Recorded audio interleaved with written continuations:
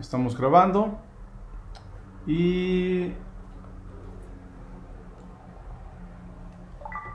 bien, vamos a compartir pantalla.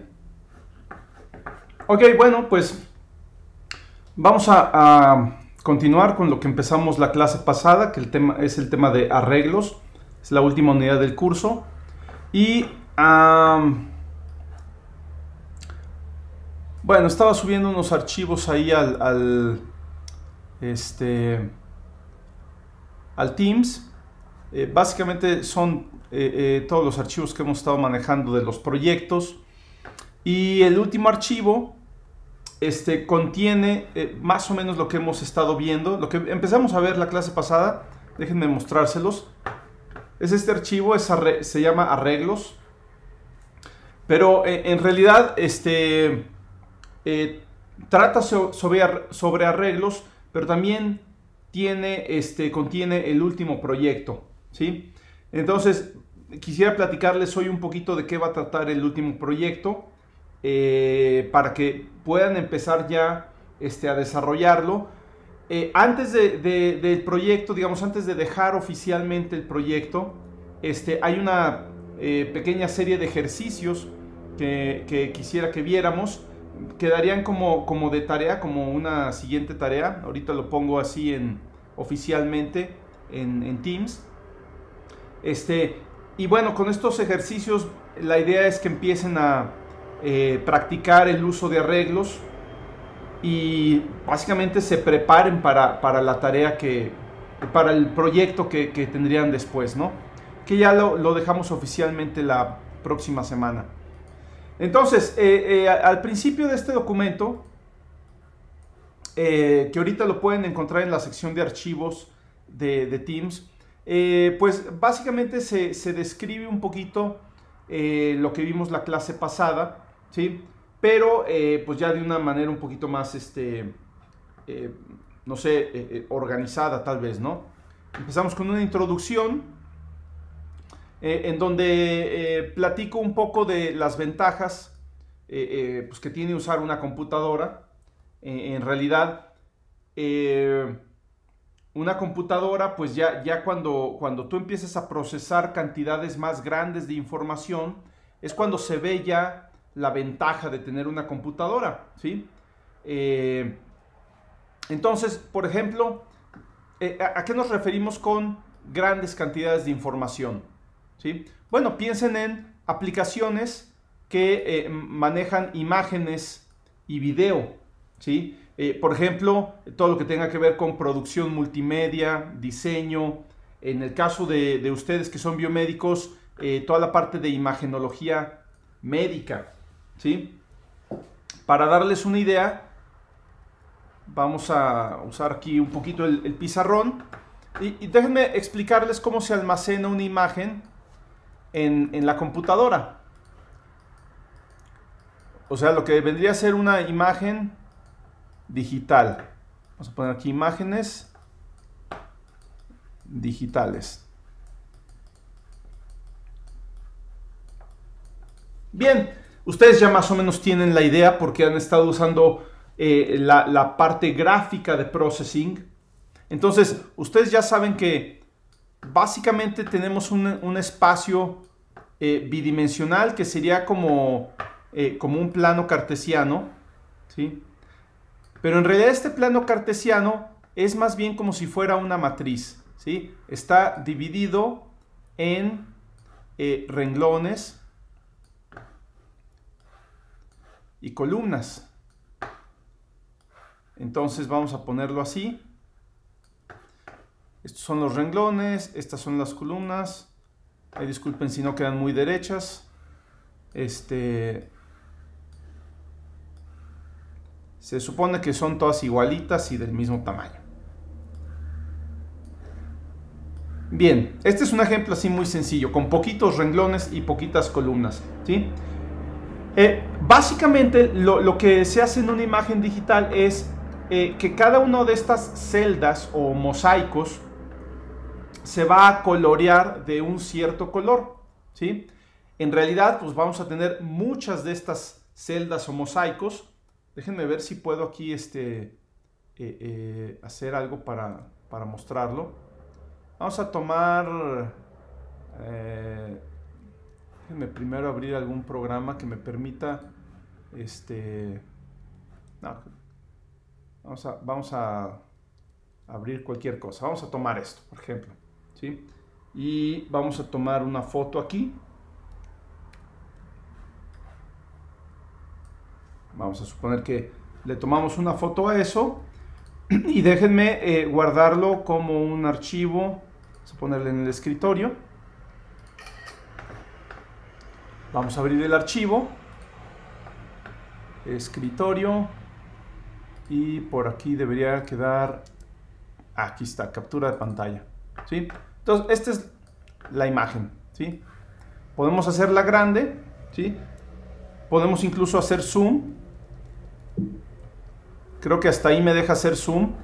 Pero aquí, no sé si ustedes alcanzan a ver, aquí se ve más claramente los mosaicos de los que hablo. ¿Sí? Aquí sí se ve claramente que hay cuadritos. No me permite hacerlo más grande, pero vamos a hacer otro zoom aquí todavía. ¿Sí? Y aquí sí se ve claramente que esta imagen, bueno, es parte de la imagen, está formada por cuadritos. ¿Sí? Mosaicos, donde cada mosaico se pinta de un color diferente. ¿Sí? Claro que pues son un montón de mosaicos y estos mosaicos son tan chiquitos, ¿sí?, que cuando vemos la imagen completa pues no alcanzamos a ver esos mosaicos, pero de que son mosaicos, ¿sí? Entonces, así es como está formada cualquier imagen digital. Cada uno de estos mosaicos, voy a tomar un mosaico en particular, ¿sí? Cada uno de estos mosaicos, voy a tomar es lo que se llama un píxel, ¿sí? Píxel. Y me parece que ya habíamos visto que la palabra píxel es una abreviación de Picture Element. Y la X de la palabra píxel en realidad sale de la pronunciación fonética de picture, ¿sí? Entonces, bien, cada cuadrito de estos, cada píxel en realidad es un elemento de una imagen, es un mosaico, y entre muchos de ellos formamos una imagen y cada uno de ellos pues va a tener un cierto color. Pero en realidad estos colores, igual que todo dentro de la computadora, se representan con números. Esto ustedes también ya lo conocen, gracias a la parte gráfica de processing. Y tenemos entonces varios tipos de imágenes. Por ejemplo, en una imagen en escala de grises, vamos a poner aquí cómo se representan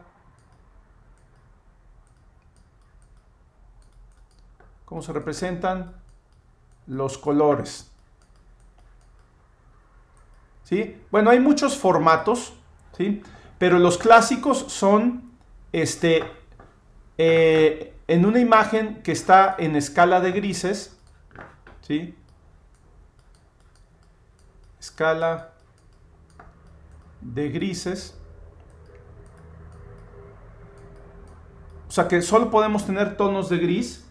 Estos colores en processing, por ejemplo, los representamos con números que van de 0 a 255, donde 0 corresponde al color negro, 255 corresponde al color blanco, y los números que están entre 0 a 255 se almacenan en un byte de memoria. En un byte de memoria, ¿sí?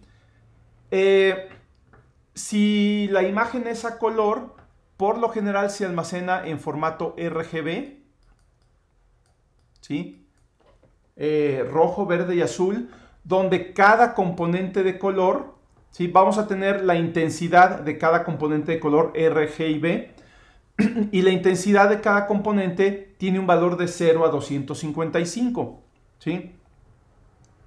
Entonces, aquí ocuparían 3 bytes.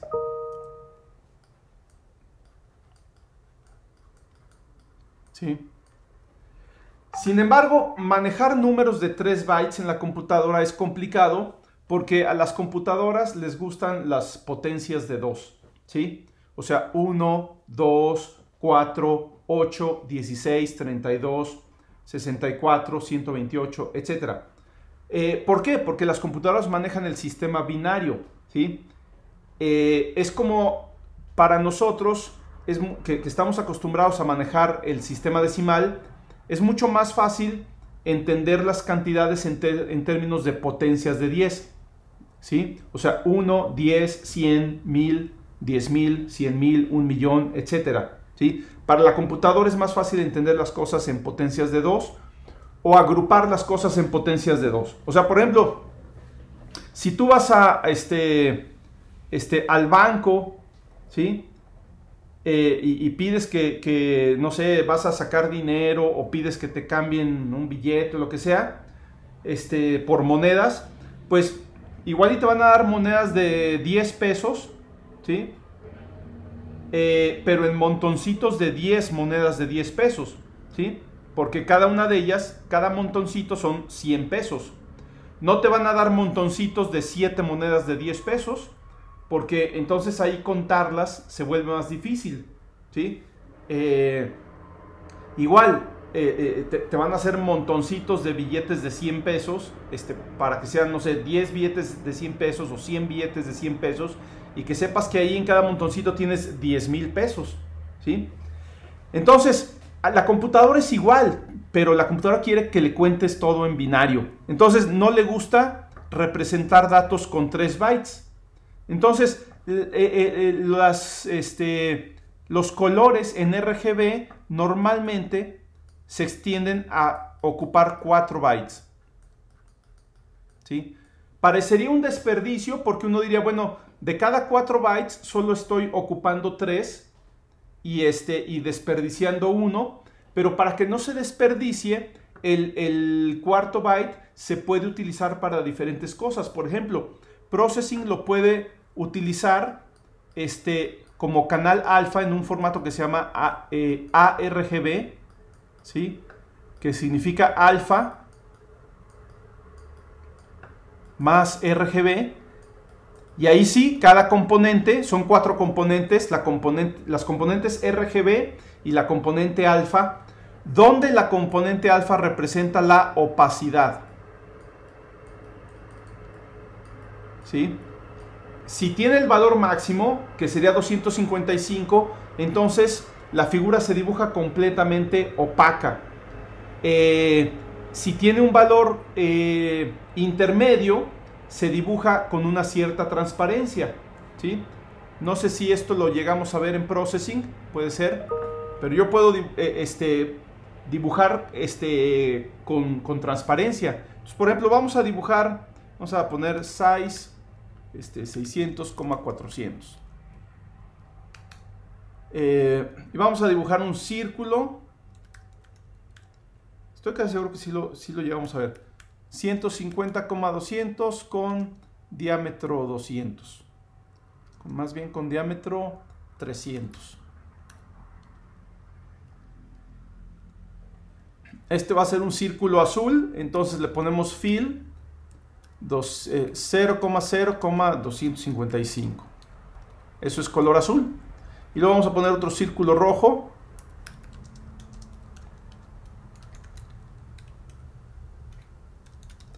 En la coordenada 450,200 con diámetro 300. Déjenme ver cómo sale esto. Bueno, aquí están despegados los círculos. Entonces vamos a hacerlos más grandes. Vamos a ponerle aquí 400 de diámetro. Y ahora sí, hay un traslape en los círculos. Pero actualmente el círculo rojo opaca al círculo azul porque lo dibujamos después. Primero dibujamos el azul, luego el rojo, y lo dibujamos de manera completamente opaca, ¿sí? Entonces no se ve ninguna transparencia que deje ver ahí el círculo azul. Pero si le agregamos una componente alfa, que en Processing sería el cuarto argumento de la función fill o de la función stroke, podríamos entonces ahora sí dibujar con opacidad. Vamos a ponerle una opacidad media que es 128, ¿sí? Y ahora sí se ve, ¿sí? Estamos dibujando el círculo rojo, pero de una manera transparente, de manera que lo que está atrás del círculo rojo todavía se alcanza a ver, ¿sí? Y obviamente la combinación de colores que obtenemos aquí, pues es una combinación de azul con rojo que me da morado, ¿sí? Entonces, esto lo podemos hacer y bueno, de esta manera ya tiene sentido usar 4 bytes para representar el color de cada píxel en una imagen. No siempre se utiliza el canal alfa, no todos los formatos de imágenes o todos los programas de diseño lo utilizan, pero pues, la mayoría, así, entre más profesionales, pues más lo utilizan, ¿no? Bien, entonces, así se almacena cada píxel de una imagen. Pero ¿cuántos píxeles hay en una imagen? Pues muchísimos, ¿no? Si la imagen tiene un tamaño W por H, vamos a suponer que esto es W, para no escribir width, nada más le pongo W, y esto sería H. Entonces, la imagen tiene W por H píxeles. Esta imagen que tenemos aquí de ejemplo es una imagen chiquita, pero ustedes saben que hay imágenes pues con millones de píxeles, ¿sí? Si ustedes revisan las especificaciones de su smartphone, pues va a decir que la cámara es de, no sé, 5 megapíxeles o 10 megapíxeles. O sea, megapíxeles, estamos hablando de millones de píxeles, ¿sí? O sea, por ejemplo, una imagen que tiene un ancho de, vamos a ponerle 4000 píxeles y una altura de 3000 píxeles, que ahorita ya es bastante común, ya las cámaras son de muy alta resolución. Entonces, el tamaño de la imagen, ¿sí?, son 12 megapíxeles. 12 millones de píxeles, ¿sí? Lo cual es ahorita bastante común. Ahora, estos 12 millones de píxeles, cada píxel, normalmente las imágenes, las cámaras toman imágenes a color, ¿sí? Y cada píxel ocupa 4 bytes. Entonces, estamos hablando que esta imagen ocupa 48 megabytes, ¿sí? Si no tuviera compresión ni nada, o sea, así en formato crudo. Normalmente las imágenes se guardan de una manera comprimida para que no ocupen tanto espacio. Hay unos algoritmos ahí para comprimir el archivo de la imagen. Por ejemplo, el más clásico es el formato JPG, ¿sí? Pero bueno, la imagen, cuando la cargas en la memoria de la computadora, ocupa 48 megapíxeles. Digo, perdón, 48 megabytes. 48 megabytes, pues es bastante, ¿no? Entonces, este es un ejemplo de algo en donde requieren ustedes manejar mucha memoria. Pero esta es solamente una imagen, ¿sí? Ahora imagínense que tienen ustedes video. Bueno, ustedes ya saben que es un video. Básicamente es lo mismo que hacen en processing cuando generan una animación, ¿sí? Dibujan una imagen y luego dibujan otra donde los objetos se movieron un poco y luego dibujan otra y otra y otra. O sea, es una secuencia de imágenes, ¿sí? Un video es una secuencia de imágenes, ¿sí? No sé, tienes una imagen y luego tienes otra y luego tienes otra y luego tienes otra. También hay formatos de compresión de video para tomar en cuenta la redundancia temporal. O sea, una imagen y la que siguen en un video suelen parecerse mucho y entonces, bueno, comparten mucha información y eso puede ayudar a que se comprima. Pero a fin de cuentas, a la hora de irlo cargando en la memoria para reproducirlo o lo que sea, se genera una secuencia de imágenes, ¿sí? Entonces, ¿cuántas imágenes son? Bueno, pues los formatos clásicos de video van, por lo menos tienen 24 imágenes por segundo o 24 cuadros por segundo. Frames per second, ¿sí? 24 cuadros por segundo es como que el estándar en el cine, ¿no? Lo menos que necesitamos para engañar al ojo y darle la ilusión de que las cosas se están moviendo, ¿no? Pero hay formatos de video de alta definición y cámaras de alta velocidad que pueden grabar hasta del orden de cientos o miles de cuadros por segundo, ¿no? O sea, no es poco común tener cámaras de 300 cuadros por segundo, ¿sí? Entonces, échenle las cuentas, ¿no? Si van a grabar un video en alta resolución y donde cada imagen les ocupa del orden de 10 a 50 megabytes, ¿sí? Y necesitan guardar 4 imágenes por segundo, pues pueden ver más o menos cuánta memoria consume un video, no sé, de 30 minutos, ¿no? Es una cantidad bastante grande de memoria.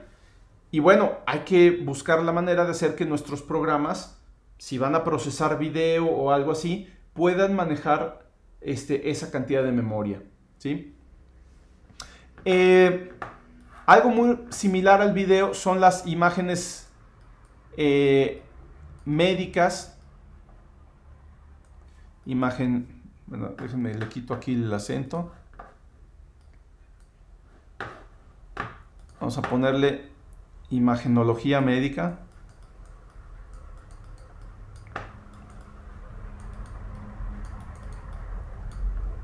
En 3D. ¿Sí?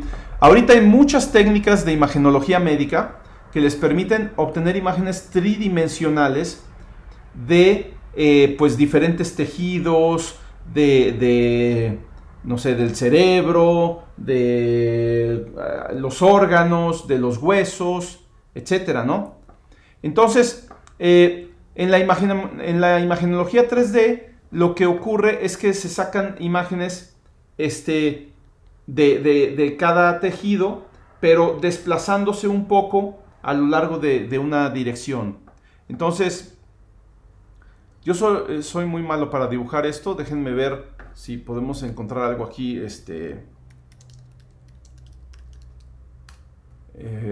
como que una imagen ilustrativa, ¿no?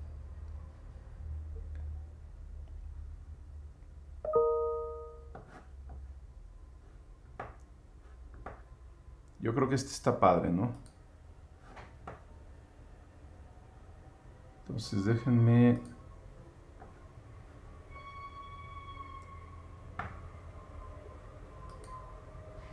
Esta es la idea, ¿no? Básicamente lo que tenemos son lo que se llaman cortes o rebanadas, ¿sí? De un tejido. En este caso, por ejemplo, es de la cabeza y del cerebro. Esto sería una imagen de resonancia magnética, ¿sí? Y si se fijan, básicamente los cortes son en este plano que está indicado aquí con una línea morada, ¿sí? Son cortes así como transversales, como que en diagonal. Y básicamente las imágenes que se obtienen son las imágenes, si tú cortaras la cabeza de la persona y el cerebro así, con un cuchillo, se lo pasas así, con una espada láser y haces un corte, lo que ves ahí es lo que está sacando la imagen. Claro, lo padre de las técnicas modernas de imagenología médica es que no tienes que cortarle la cabeza a nadie, ¿sí? El aparato es no invasivo, ¿sí? Si bien es muy molesto, por ejemplo, para el paciente sacarse una resonancia, tiene que permanecer quieto ahí durante varios minutos o incluso horas dentro de un aparato que es muy molesto, pero realmente pues no tienes que cortar nada, ¿no? ¿Sí? Y puedes ver lo que está dentro de la cabeza en ese momento y puedes ver la estructura del cerebro y todo, ¿no?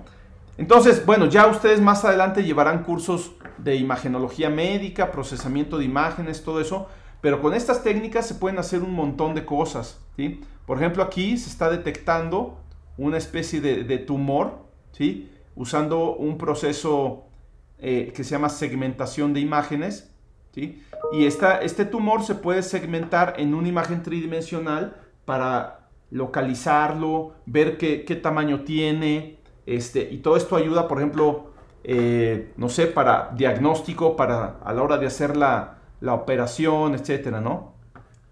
Entonces aquí hay muchos ejemplos de imágenes. Se pueden visualizar los tejidos, etcétera. Bien, entonces, lo que ocurre es que ustedes tienen una imagen. Vamos a pensar que la imagen la ponen así como si fuera el piso. Vamos a ponerla más bien arriba, ¿sí? Que es una parte del cerebro, ¿no? Y luego sacan otra rebanada, que es tomada de un poquito más abajo, ¿sí? Y luego sacan otra rebanada y así, ¿sí? No es lo mismo que el video en el sentido de que las imágenes estén en una secuencia temporal, sino que están en una secuencia espacial, pero a lo largo de una dirección que es perpendicular a como estás tomando la imagen, ¿no? Entonces, a fin de cuentas, también tienes una secuencia de imágenes aquí, ¿sí? Esto también es una secuencia de imágenes, ¿sí? Y luego resulta que hay técnicas de imagenología 3D, donde tú puedes obtener muy rápidamente una imagen. Digo, muy rápidamente me refiero a tiempos alrededor de 1 minuto para obtener una imagen tridimensional de un cierto tejido, ¿sí? Y luego, al siguiente minuto, vuelves a tomar una imagen tridimensional del mismo tejido, y al siguiente minuto vuelves a tomar otra imagen tridimensional del mismo tejido, y así vas teniendo una secuencia de imágenes tridimensionales a lo largo del tiempo, ¿sí? Eso se llama imagenología 4D, ¿sí?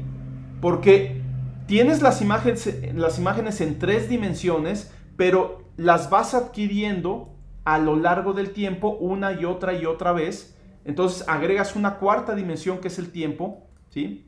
Y esto se conoce como imagenología 4D, y básicamente pues es a una secuencia de imágenes también se le llama un volumen.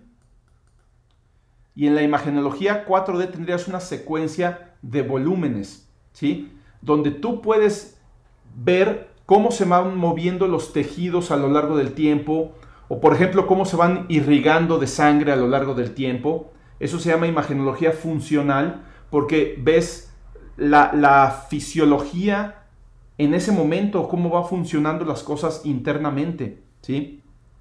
También es muy común la imagenología 4D, por ejemplo, en los embarazos, ¿sí? Ahora es muy común que hagan ultrasonidos en 4 dimensiones, ¿sí? Donde se ve una forma tridimensional del feto, y se ve cómo va moviéndose en el tiempo, ¿sí? Vamos a ver si podemos encontrar aquí rápidamente algunos ejemplos, ¿no? Vamos a poner aquí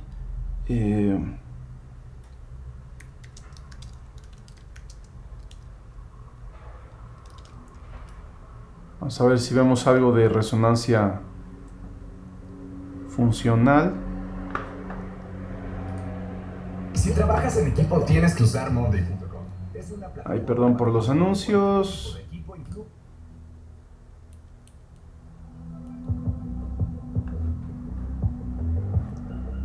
Pero estos son tridimensionales, no son funcionales. No, creo que no es esto. Aquí está. Resonancia magnética funcional. Usando algo que se llama técnicas de difusión. the function and connectivity of the brain. And we're going to use a fantastic tool called the Brain Browser, which has been... Creo que aquí no se ve así tampoco mucho la cosa funcional. We're looking which regions are connected. And interestingly, we see a number of important regions. Esto ya es como que un estudio ya trabajado, ¿no? Pero esto de la resonancia funcional tiene unas aplicaciones padrísimas en las que te permiten reconstruir prácticamente las fibras, o sea, las fibras que conectan las neuronas del cerebro, ¿no? Entonces, bueno, son ya aplicaciones muy sofisticadas. Por supuesto está el ultrasonido 4D, que normalmente, pues ahorita está, se usa mucho en los embarazos, ¿no? O sea, para poder ver el bebé, ahora sí que, en vivo, tener un video, y una reconstrucción 3D, ¿no?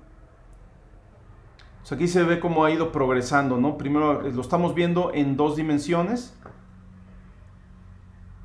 Aquí ya se ve la versión tridimensional, pero todavía se ve como congelada la imagen, ¿no? O sea, es un volumen en 3D, ahí se ve que es tridimensional, pero no se mueve a lo largo del tiempo. Simplemente pues es como si fuera una escultura, ¿no?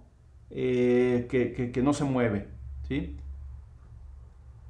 Y ya en la actualidad está el ultrasonido 4D, ¿sí? En donde ahí sí se ve cómo se va moviendo, por ejemplo, en este caso el feto a lo largo del tiempo, ¿no? Bueno, el bebé ya está bastante crecidito en este caso, ¿no? Entonces, bueno, son técnicas que están muy padres. Aquí en la facultad nos gusta mucho la parte de imágenes médicas. Y bueno, todo esto básicamente son arreglos, ¿sí? O sea, cada imagen se representa con un arreglo, ¿sí? Y si tienes más imágenes, pues también es un arreglo simplemente más grande. Se tiene una manera sistemática de tener arreglos de cualquier dimensión, ¿sí? Y que sea fácil acceder a los elementos. Todo esto básicamente son arreglos. No importa si son chiquitos o grandes, todo se maneja más o menos de una manera similar, ¿ok? Entonces, esa es una aplicación muy importante de los arreglos. No es la única. También, por ejemplo, aplicaciones que manipulen series de tiempo. En el caso de biomédica, pues las principales que nos interesan son señales electrofisiológicas. Por ejemplo, señales de electroencefalografía, electrocardiografía, ¿sí? Básicamente, una señal electroencefalográfica, vamos a suponer que tienen aquí a una persona.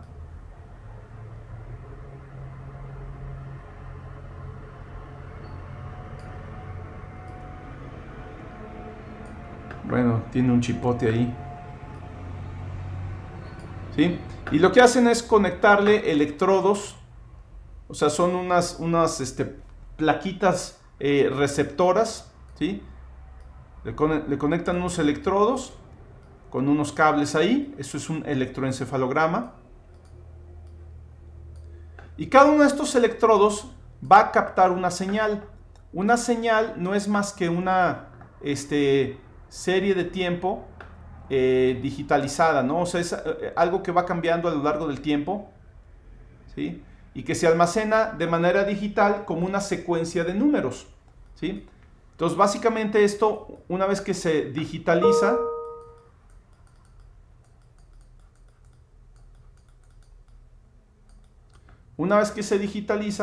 da lugar a una secuencia de números, ¿sí?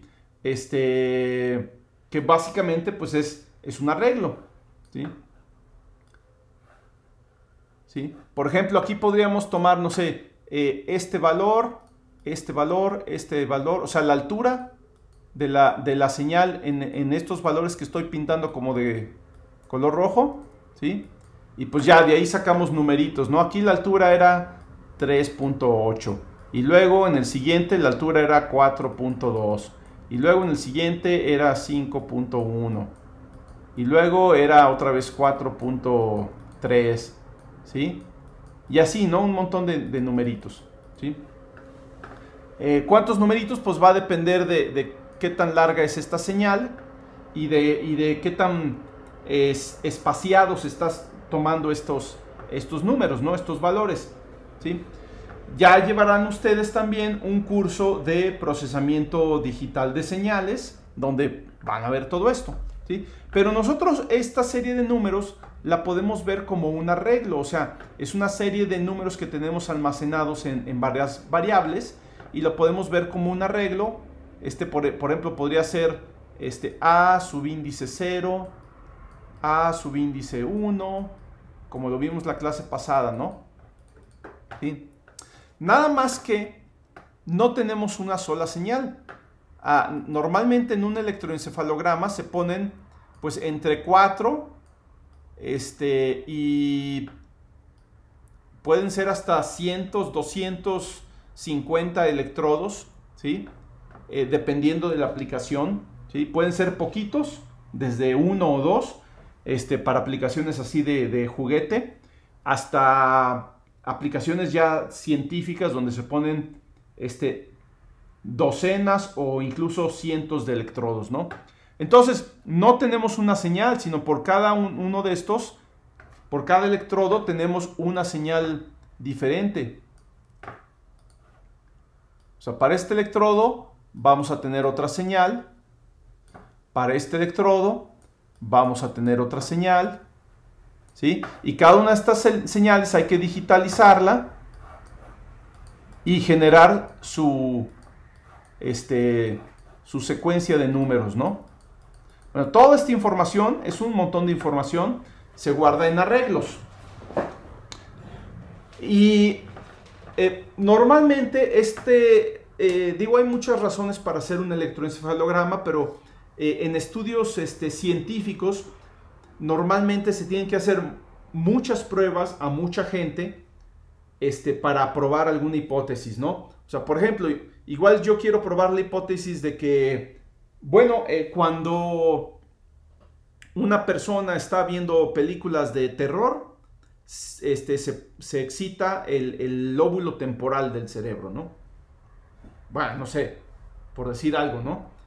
Se observa una mayor cantidad de actividad alfa en tal región del cerebro. Bueno, esa es una hipótesis, pero para demostrarla yo tengo que hacer un experimento donde involucre mucha gente haciendo el experimento, gente que esté realmente haciendo lo que yo pienso, o sea, por ejemplo, viendo una película de terror y gente que esté haciendo otra cosa distinta para usarlos como grupo de control y mostrar que en ellos no ocurre el fenómeno que yo estoy diciendo, ¿sí? Estos experimentos pues suelen llevar desde algunas decenas de personas involucradas en el experimento hasta cientos o miles de personas, ¿sí? Entonces, todas estas señales que yo tengo aquí es para una sola persona, una sola vez que realizó el experimento, ¿sí? Normalmente una persona puede realizar el experimento múltiples veces y normalmente se tienen múltiples personas realizando el experimento. Entonces esto se multiplica por un montón, ¿sí? Tengo un montón de juegos de datos como y tengo que buscar la manera de tomarlos todos, organizarlos y analizarlos y sacar información de ahí, ¿sí? Estos son experimentos muy clásicos, ¿no?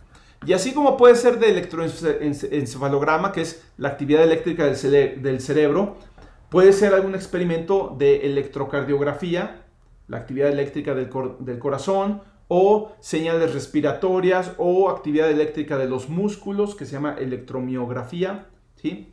Entonces también es muy común, por ejemplo, en biomédica, que hay estudiantes ya de semestres más avanzados haciendo estos experimentos ahí con sus compañeros y con quien se deja. A veces los ponen no sé, a ver, ponte a darle 3 vueltas aquí a la a la explanada ahí del Pedregal, ¿sí? Y cuando regreses te ponemos los electrodos y vemos cómo anda tu actividad cardíaca, ¿no? ¿Sí? Y a otros los pusimos ahí a sentarse, a no hacer nada, y les hacemos el mismo estudio. Vamos a ver su actividad cardíaca, y vamos a ver si hay diferencias entre uno y otro, ¿no? Pero hay que adquirir todos estos datos, hay que almacenarlos y hay que ver cómo procesarlos, ¿no? Entonces, aquí es otra aplicación muy importante en biomédica para realizar este tipo de cosas, ¿no? Otro tipo de aplicaciones son aplicaciones de optimización y de inteligencia artificial, ¿sí? En donde a partir de los datos que tienes tú quieres extraer información, ¿sí? Entonces hay un montón de aplicaciones. Es más, prácticamente cualquier aplicación medianamente interesante, ¿sí? Requiere el poder manejar cantidades grandes de información, ¿sí? Entonces, para poder manejar cantidades grandes de información, ¿sí? Se requiere de mecanismos que permitan organizar y manipular los datos, ¿sí? A estos mecanismos se les conoce como estructuras de datos, y la primera estructura de datos que ustedes ven en programación, ¿sí? Son los arreglos. Esta es la primera estructura de datos que vamos a ver, no es la única, ¿sí? Pero es la principal. Hay otras estructuras como listas, clases, hay un montón de estructuras, ¿no? Pero principalmente los arreglos. Entonces, bueno, los arreglos pues ya están implementados de manera muy eficiente en los lenguajes de programación como processing, o sea, basados en lenguaje C. Y bueno, Python también cuenta con librerías para manejar arreglos de manera eficiente. No lo hace de manera nativa, pero sí tiene librerías para hacerlo. Entonces es fundamental aprender a usar arreglos, ¿no? Les digo, cualquier aplicación medianamente interesante los va a requerir, ¿sí? Entonces, bueno, ¿qué es un arreglo? Pues ya lo vimos, es un conjunto de variables ordenadas en el que todas las variables son del mismo tipo y comparten el mismo nombre. A ese nombre le vamos a llamar el nombre del arreglo, ¿sí? Y bueno, lo importante es que son del mismo tipo, ¿no? También eso es muy importante. Si comparten el mismo nombre, entonces necesitamos otra manera de distinguir a las variables individuales. Entonces, para distinguirlas se utiliza un subíndice o un índice entero, ¿sí? Esto es lo que vimos la clase pasada. Y también en el caso de los arreglos, el número de variables que contiene un arreglo, lo que viene a ser el tamaño o la longitud del arreglo, suele mantenerse fijo una vez que el arreglo ha sido creado, ¿sí? Una vez que creaste un arreglo, no le puedes cambiar de tamaño, pero por supuesto puedes crear otro arreglo con un tamaño diferente y ya mover elementos o datos o información de un arreglo a otro, ¿sí? Entonces los arreglos son muy eficientes porque en la memoria se almacenan de manera ordenada y contigua, ¿sí? Entonces esto hace que sea muy eficiente el acceso a los arreglos, ¿no? Bien, lo demás pues es cosas que vimos también la clase pasada, cómo declarar un arreglo, ¿sí? Básicamente ponemos el tipo de datos que van a tener todos los elementos del arreglo, seguido de corchetes, ¿sí? Y luego el nombre del arreglo, ¿sí? El tipo puede ser cualquiera de los que existan, int, float, char, booleano, incluso puede haber arreglos de arreglos, o sea, arreglos cuyos elementos sean de tipo arreglo de algo, ¿no? ¿Sí? Esos se llaman arreglos bidimensionales. Los veríamos posiblemente ya en el siguiente curso. En Processing, y bueno, en Java también, los arreglos requieren ser creados antes de ser utilizados. No es suficiente con declarar el arreglo, sino hay que crearlo, o también, como le dijimos la clase pasada, hay que construirlo, ¿sí?, antes de poderlo utilizar o de utilizar cualquiera de sus variables, ¿sí? Para construir un arreglo usamos la palabra reservada new, seguida de el tipo de datos, y entre los corchetes ponemos el número de elementos que va a tener. Pues, por ejemplo, aquí estamos creando o construyendo este arreglo X que declaramos acá arriba. Aquí ya lo estamos construyendo para que tenga 10 elementos. Esos elementos van a ser X subíndice 0 hasta X subíndice 9, ¿sí? Los subíndices siempre comienzan a partir de 0. Este arreglo Y que declaramos acá arriba, aquí lo estaríamos creando o construyendo para tener 20 elementos, que serían Y subíndice 0 hasta Y subíndice 19, ¿sí? Y bueno, por supuesto, podemos declarar el arreglo y crearlo en la misma línea de código, aunque esto no siempre es recomendable, ¿sí? Ahora sí que depende de lo que uno quiere hacer. No siempre se recomienda hacer esto. A veces sí es necesario separar la declaración y la construcción. Bueno, para acceder a los elementos de un arreglo, simplemente los elementos de un arreglo, recuerden que son variables como cualquier otra variable, ¿sí? Y bueno, lo único que va a pasar es que el nombre va a tener este subíndice puesto entre corchetes. Entonces, por ejemplo, los elementos de este arreglo X, pues serían, por ejemplo, X subíndice 0, X subíndice 1, y bueno, X subíndice 2, si el arreglo es de 3 elementos. Y una vez que el arreglo ha sido creado, nosotros podemos usar estos elementos como cualquier variable, como lo haríamos con cualquier variable. Podemos hacer operaciones con estas variables, asignarles valores, lo que sea, ¿no? Pues aquí hay un pequeño ejemplo muy sencillo. Declaramos un arreglo X de tipo entero.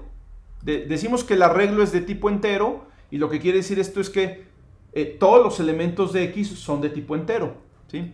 Y a la hora de declararlo, lo creamos o lo construimos para tener 3 elementos, que serían X subíndice 0, X subíndice 2, perdón, X subíndice 1 y X subíndice 2. Ya que hicimos esto, podemos usar X subíndice 0, X subíndice 1 y X subíndice 2 como cualquier variable, ¿sí?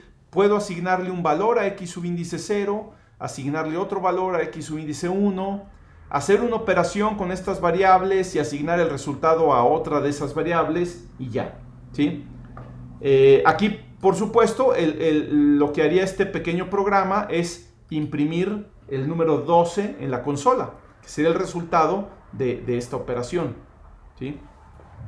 Es bien importante siempre usar solamente los elementos del arreglo que existen, o sea, que van desde 0, subíndice 0, hasta 1 menos que el número de elementos que el arreglo. En este caso, hasta el subíndice 2.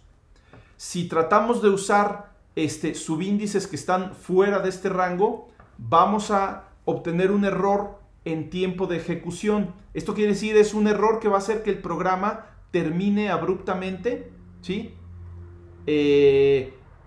No es un error que Processing nos vaya a mostrar a la hora que estamos escribiendo el programa. Esos son errores de sintaxis, ¿sí? Hay dos tipos de errores. Los errores de sintaxis, que tú los puedes ver cuando lo estás escribiendo el programa, son básicamente errores de ortografía. Y luego están los errores de ejecución, donde tu programa está bien escrito, pero está mal hecho, porque en algún momento ocurre un error. Por ejemplo, una división entre 0, o en este caso, querer acceder a elementos de un arreglo que no existen. Entonces, vamos a probar esto. Vamos a hacer aquí un programita.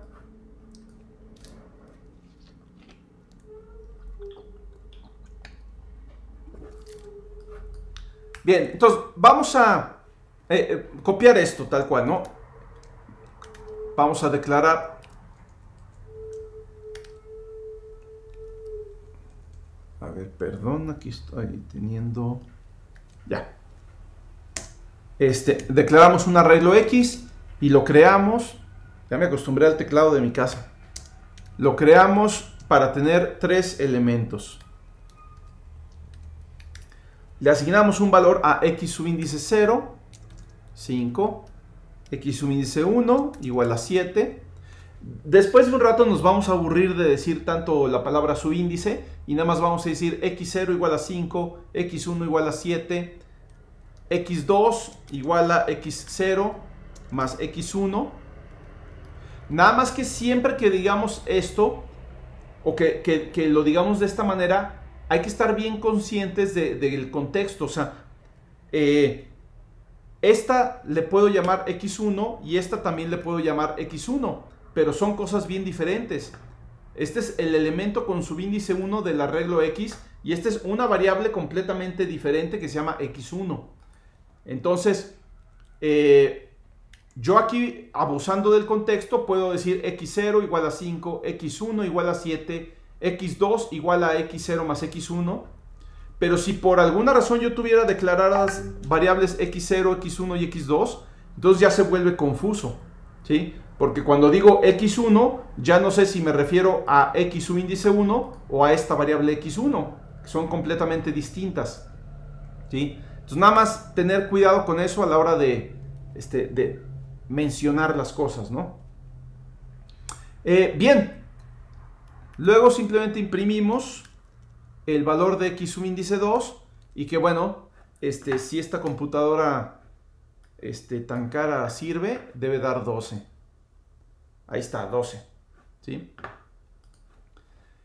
Bien, entonces, ¿qué pasa si yo quiero, por ejemplo, imprimir X subíndice 3?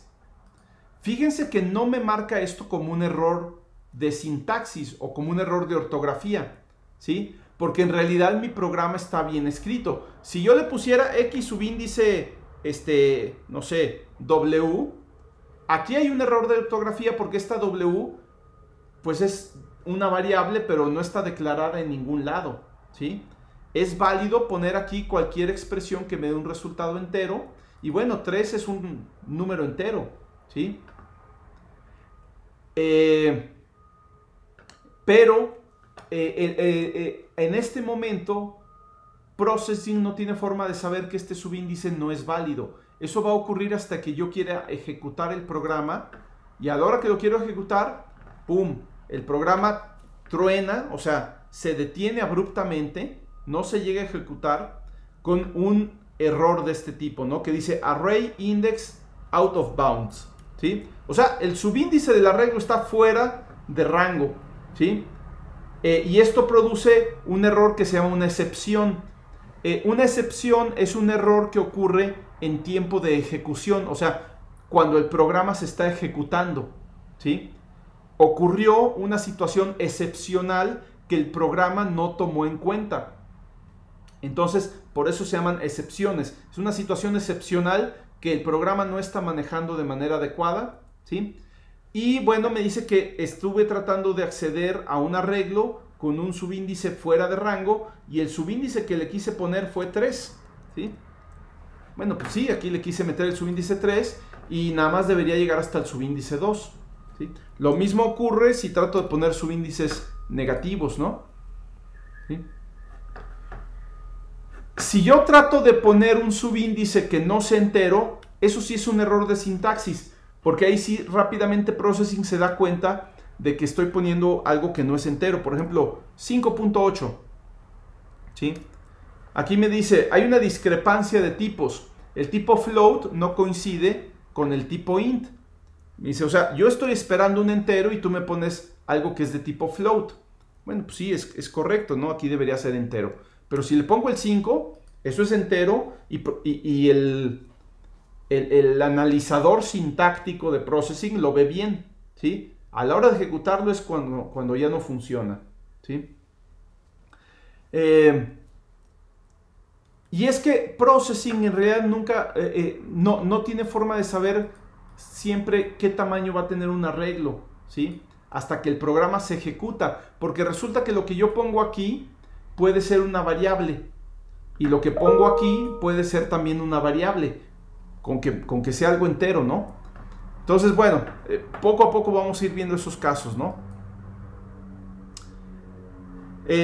Vimos también que puedo obtener la longitud de un arreglo a través de la propiedad length del mismo arreglo, ¿sí?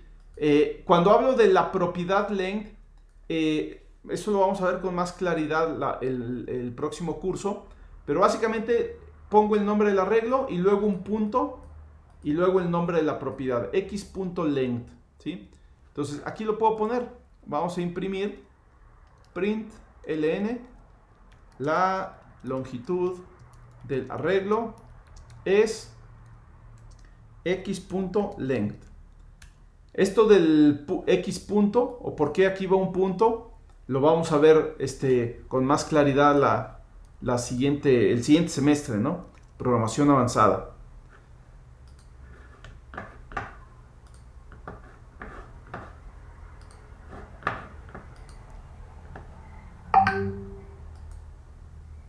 Aquí es una coma, perdón.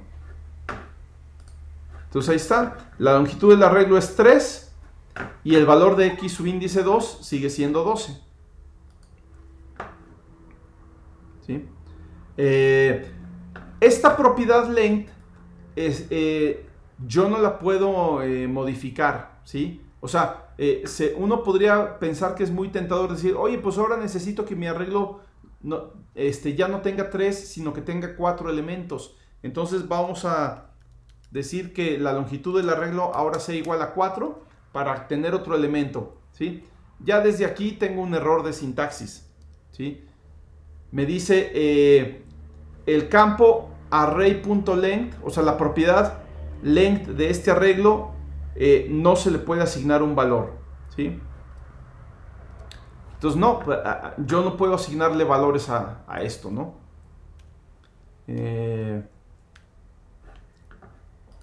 Sí. Bueno, luego vemos que hay formas de darle la vuelta a este problema, pero por lo pronto, pues no se puede, ¿no? Bien, voy a hacer una pausa. ¿Hasta aquí hay alguna pregunta? Todo esto les recuerdo que está en el documento que está ahí. ¿Alguna pregunta? Profe. Sí. Disculpe, entonces, por ejemplo, ¿se podría cambiar la longitud del arreglo volviendo a poner de nuevo la variable? O sea, por ejemplo, de otra vez int x igual a new int y ahora ponerle 4 o no sé. Ok. Excelente pregunta. La respuesta es sí y no, ¿sí? Sí, no puedes volver a declarar una variable porque te va a decir que ya está declarada. Y nunca puedes declarar una variable más de una vez dentro del mismo contexto. O sea, que esté dentro de la misma función o como sea. Entonces, aquí no podríamos declarar otra vez la variable x porque me va a aparecer un error. Int x igual a lo que sea. Aquí ya me va a aparecer un error que dice que la variable local x está duplicada. O sea, ya tienes una variable x, no puedes crear otra. Sin embargo, sí puedo volverle a asignar un nuevo arreglo, ¿sí? O sea, puedo decir, bueno, ahora x va a ser un nuevo arreglo, o sea, otro arreglo distinto, un nuevo arreglo que ahora tenga 5 elementos. Esto sí lo puedo hacer, ¿sí? Pero a la hora que yo declaro a la hora que yo voy a crear un nuevo arreglo y asignárselo a x, el arreglo anterior se pierde, ¿sí? Igual que cuando tú tenías, por ejemplo, una variable a igual a 5 y luego decías ahora a vale 8, el valor de 5 se pierde, ¿sí? Porque la variable solamente puede guardar una cosa a la vez. Entonces, esta variable x puede guardar un arreglo, pero solamente un arreglo a la vez. Entonces, si tú le dices, ahora X va a ser un nuevo arreglo, está bien, va a ser un nuevo arreglo, pero toda la información del arreglo anterior se pierde. Vamos a verlo. Bueno, vamos a volver a copiar esto. ¿Sí? Y ver qué pasa, ¿no? Entonces, en el primer arreglo la longitud es 3 y X subíndice 2 vale 12. Pero luego voy a crear un nuevo arreglo, asignárselo a la variable X, y la longitud del nuevo arreglo es 5, pero X subíndice 2 vale 0. Perdí el 12. ¿Sí? Entonces, por eso te digo que la respuesta es sí y no. O sea, la respuesta es sí, pero hay que tener cuidado con lo que va a ocurrir. ¿Ok? Ahora, Processing cuenta con funciones para hacer esto o sea, para hacer que un arreglo se haga más grande o más chico. No es en realidad tanto así, porque en realidad no se puede hacer más grande o más chico. Pero, déjenme les muestro las funciones. Aquí viene Array Functions, ¿sí? Funciones para trabajar con arreglos. Y hay una que se llama Expand, ¿sí? Esta me permite expandir el tamaño de un arreglo sin perder la información que ya tenía, ¿sí? Entonces yo puedo tener un arreglo, ¿sí? Puedo expanderlo, nada más que se expande en un solo elemento, o sea, nada más se incrementa en un solo elemento. No es cierto. A ver, déjame ver cómo está funcionando esto. No, por default duplica el tamaño del arreglo, y si no, puede llevar un segundo parámetro con el nuevo tamaño, ¿sí? Entonces, básicamente, yo puedo hacer esto. X igual a expand. Le paso el arreglo que quiero expandir, que es el mismo arreglo X, ¿sí? Y le digo cuál va a ser el nuevo tamaño. Por ejemplo, pues ahora quiero que tenga 5 elementos, ¿sí? Vamos a ahora imprimir el tamaño del arreglo expandido. Le voy a poner aquí con expand y aquí con new, ¿sí? Entonces aquí sí, el arreglo original es de tamaño 3 y el elemento subíndice 2 vale 12. Si yo expando el arreglo, ahora ya lo expandí a tamaño 5, ¿sí? Pero conservo los elementos anteriores. Pero fíjate que estoy haciendo realmente. Esta función expand no modifica directamente el arreglo X, no lo puede hacer porque el tamaño de un arreglo no se puede modificar. Lo que realmente hace la función expand es crear un nuevo arreglo, ¿sí? Copiar la información del arreglo X al nuevo arreglo. Claro, el nuevo arreglo ya tiene el tamaño grande, ¿no? O sea, se va a crear un nuevo arreglo de tamaño 5, se va a copiar la información del arreglo X al nuevo arreglo, y eso es lo que devuelve la función expand.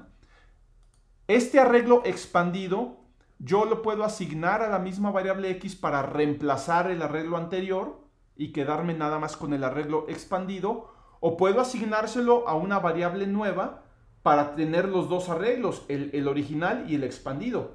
Pero siempre van a estar esos dos arreglos. O sea, no es que se modifique el arreglo X, es que estoy haciendo un arreglo nuevo, ¿sí? Y ya yo después decido si reemplazo X con el arreglo nuevo o me quedo con el que tenía original, ¿sí? Y lo que hace new es crear un nuevo arreglo y tirar a la basura el anterior, ¿sí? O sea, reemplaza aquí el arreglo que tenía X con uno nuevo y desecha lo que tenía anteriormente. Entonces, bueno, sí cuenta Processing con estas funciones para hacerlo, pero las funciones trabajan de esta manera. O sea, hay que volver a asignar, no hay que hacerlo así, pero uno puede asignar el resultado de la función al mismo arreglo, porque el arreglo original no se puede modificar. ¿Ok? Y así hay otras funciones para trabajar. Por ejemplo, está la función append. Lo que hace la función append es agregar un elemento al arreglo, ¿sí? Vamos a cambiar expand por append, ¿sí? Le voy a dejar este 5, pero fíjate qué va a pasar. No estoy diciendo que el nuevo arreglo va a tener un tamaño 5, sino que más bien el valor 5 se lo agregue al final del arreglo. O sea, que esto me va a crear un arreglo con un tamaño que es uno más del que era antes. Va a tener un elemento más del que era antes, y el último elemento va a tener el valor 5, ¿sí? Entonces fíjate, la longitud de este arreglo es 4. Este ya no es expandido, más bien es con append, ¿no? Y el último elemento, vamos a ponerle print ln x subíndice 3, debe valer 5. Sí, aquí está. Entonces x subíndice 2 vale 12, x subíndice 3 vale 5, ¿sí? Entonces eso es lo que hace append, agregar un elemento al arreglo y darme un nuevo arreglo con ese elemento adicional, ¿sí? Y bueno, hay otras funciones por ahí. Está la función concat, que me permite concatenar arreglos. O sea, yo tengo dos arreglos separados y los puedo pegar para hacer un tercer arreglo que sea la combinación de los dos, ¿sí? Reverse me permite invertir el orden de los datos de un arreglo, ¿sí? Shorten me permite acortar un arreglo, ¿sí? Puedo acortarlo de uno en uno, o sea, quitarle el último elemento. Sort me permite ordenar los datos de un arreglo, ¿sí? No sé, de menor a mayor, o sea, en orden ascendente o en orden descendente. No sé si es exclusivamente en orden sí, parece que es en orden ascendente, pero luego puedo usar reverse para voltearlo después de ordenarlo y ya tenerlo en orden descendente, ¿sí? Splice hace lo contrario de concatenar. Ese toma un arreglo y lo parte en dos arreglos distintos, y cosas así, ¿no? Entonces subset me devuelve parte de un arreglo como otro arreglo nuevo. O sea, yo puedo tomar un arreglo que tiene, no sé, 100 elementos y decirle, a ver, dame otro arreglo con los elementos que van desde el 20 hasta el 42, ¿sí? Y nada más agarra eso y lo devuelve como un nuevo arreglo. Entonces, todas estas funciones son muy útiles al trabajar con arreglos, ¿sí? No se usan así de todos los días, pero de repente es bueno saber que están ahí porque a veces se necesita, ¿no? Podemos ver algunos ejemplos, ¿no?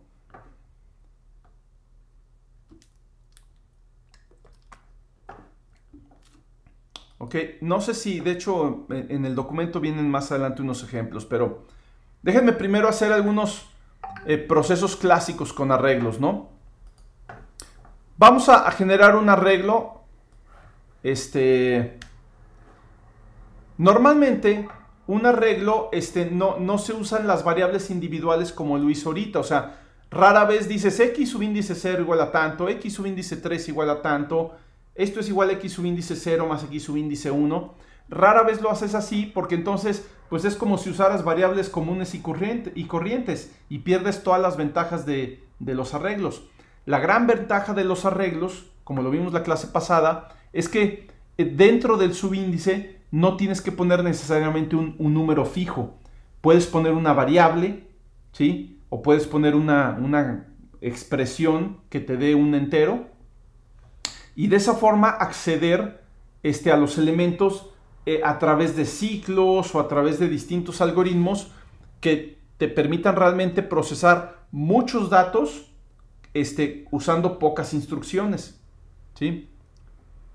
Vamos a poner un ejemplo, ¿no?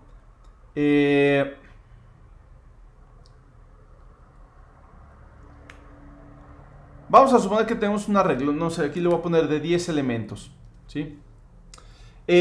Lo primero que voy a hacer es asignarle valores a estos elementos.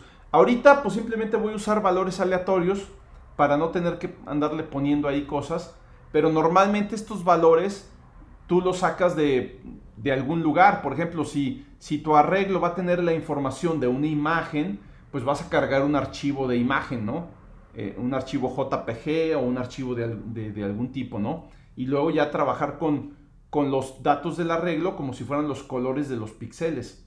O si tu arreglo representa una señal de electrocardiograma, ¿sí? Bueno, pues esa señal tú la obtuviste de algún equipo y se guardó como un archivo y hay que cargar ese archivo y todo eso, ¿no? O sea, la información sale de algún lado, pero eso ya depende de la aplicación que vayas a trabajar. Vamos a ver en el proyecto cómo cargar información en particular una base de datos. Pero pues hay muchas formas de obtener la información, ¿sí? Ahorita yo simplemente para poder probar voy a asignar valores aleatorios a todos los elementos del arreglo, ¿sí?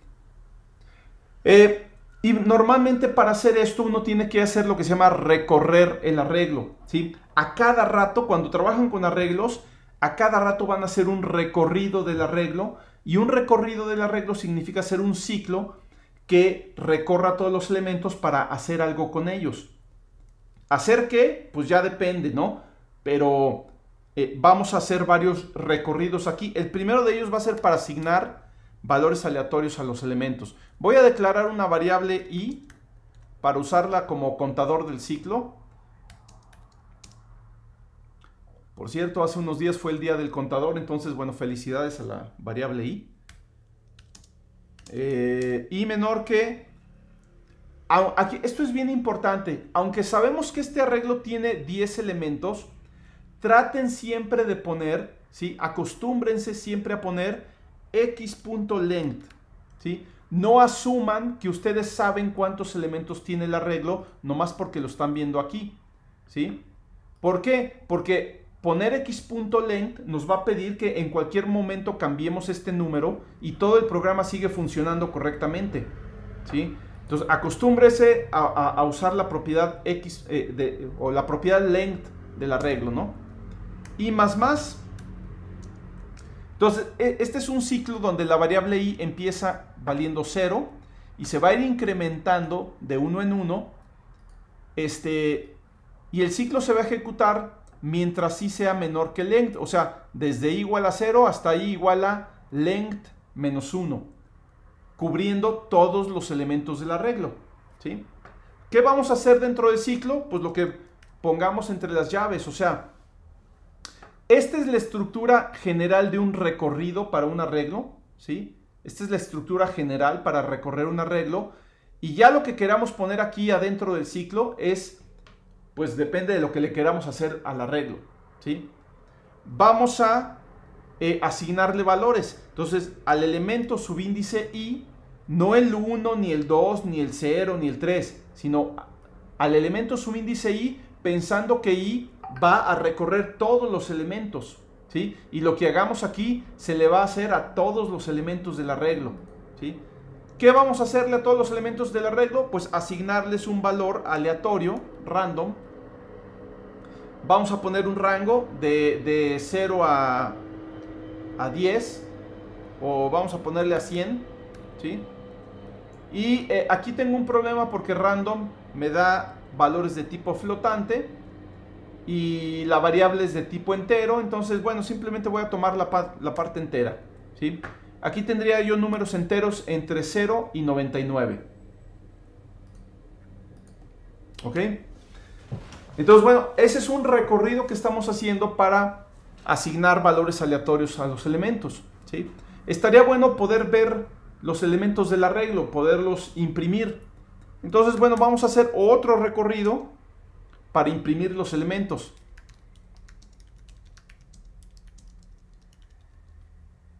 ¿Sí?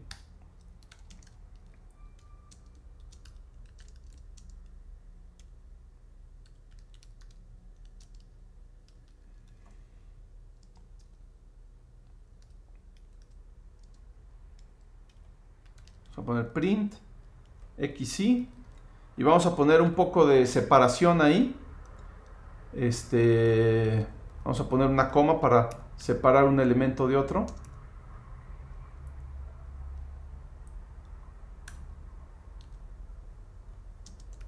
Y al final un println para pasarnos al siguiente renglón. Lo estoy poniendo todo en una línea, realmente son dos instrucciones, ¿sí? Pero es que va a ser más fácil así ver cada proceso, ¿no? Entonces, ¿qué hacemos ahí? Ahí estamos imprimiendo todos los elementos del arreglo, ¿sí?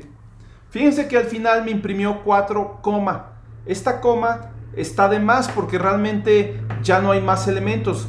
Podría uno pensar que aquí como que me faltaron elementos, pero no, en realidad lo que me sobra es la coma. Y es porque para cada elemento estoy imprimiendo el valor del elemento y la coma, ¿sí? Entonces tal vez esta coma yo no la quiero imprimir siempre. Solamente quiero imprimir la coma más bien cuando voy a imprimir el último elemento, que es cuando i es igual a x menos length, i es igual a x.length menos 1, ahí ya no imprimo la coma, ¿sí? Entonces, voy a usar algo que expliqué recientemente hace unas cuantas clases, y voy a usar el operador trinario o ternario, ¿sí? Para poner una decisión de cuándo se imprime esta coma y cuándo no. Entonces, si i es estrictamente menor que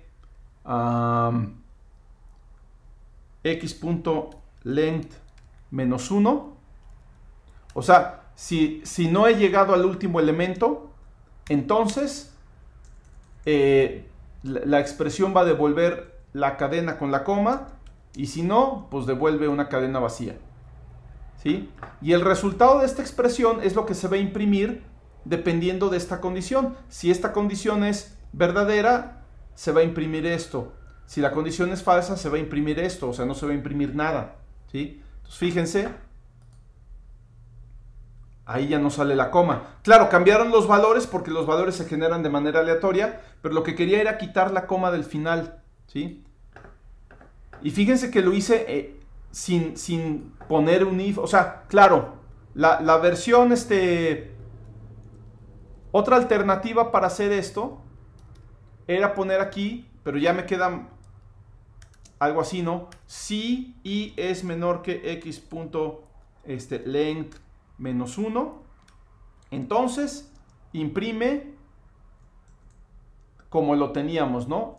X subíndice i seguido de una coma, ¿sí? Else, o sea, si estoy en el último elemento, nada más imprime x subíndice i. Y al final de todo, al final del ciclo, imprime una línea, ¿no? O sea, un salto de línea, ¿sí? Entonces, podría haberlo hecho así, posiblemente, sobre todo ahorita este nivel, tiene más sentido decir, pues mira, si no he llegado al último elemento, imprimo la coma, de lo contrario, no imprimo la coma, ¿sí? Pero si uno se empieza a acostumbrar a este tipo de cosas medio crípticas, ¿sí? Te ahorra mucho tiempo, ¿no? O sea, no te evitas poner el if y todo eso, ¿no? El resultado es el mismo.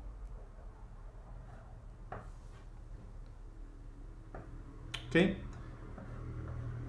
Ahí por alguna razón el 27 no le dejó un espacio ahí, o más bien aquí dejó 2, quién sabe cómo le hizo. Pero el resultado es exactamente el mismo, ¿no?